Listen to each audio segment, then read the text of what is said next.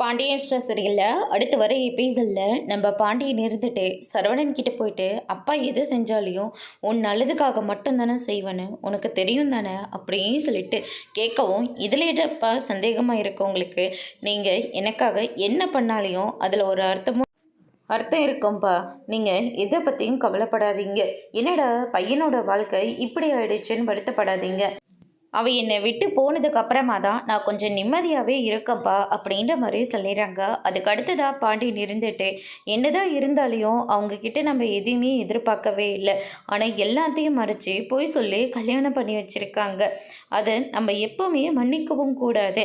அதே மாதிரி நம்ம குடும்பத்தை தூக்கிட்டு போய் ஜெயிலில் போட்டிருக்காங்க. செய்கிற தப்பை எல்லாத்தையும் அவங்க செஞ்சுட்டு பழியை தூக்கி நம்ம மேலே போட்டிருக்காங்க. ஆனால் நம்ம குடும்பம் நகை விஷயத்தில் தப்பு பண்ணிடக்கூடாது, ஜெயிலில் போட்டுறக்கூடாதுன்னு நினச்சிக்கிட்டு தானே தங்கமயில் வந்து நமக்காகவும் உனக்காகவும் நகையை வந்து போலியான நகைன்னு சொல்லி போலீஸ்கிட்ட சொல்லிச்சு. அதனால் தங்கமயில பேசாமல் நம்ம வீட்டுக்கு கூட்டிகிட்டு வந்துடலாமா அப்படின்ற மாதிரி சொல்லிடுறாங்க. வீட்டில் இருக்கிற எல்லாருமே ரொம்பவே கோவப்படுறாங்க. என்னங்க எல்லாமே மறந்துட்டு பேசிக்கிட்டு இருக்கீங்களா? அவளால் நம்ம எவ்வளோ தூரம் அசிங்கப்பட்டிருக்கோம், அவமானப்பட்டிருக்கோம்.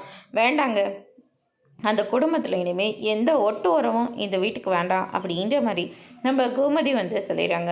இந்த பக்கம் நம்ம பாக்கியம் இருந்துட்டு தங்கமயில பார்த்து, நீ இந்த வீட்டில் இருந்தீன்னா கண்டிப்பாக நான் உன்னை பட்னி தான் கொடுக்க போகிறேன், உனக்காகலாம் எதையும் என்னால் சமைச்சு போட முடியாது அப்படின்ற மாதிரி சொல்லிடுறாங்க. அதோடு இன்னைக்கான பிரம்ம முடிச்சிருக்காங்க.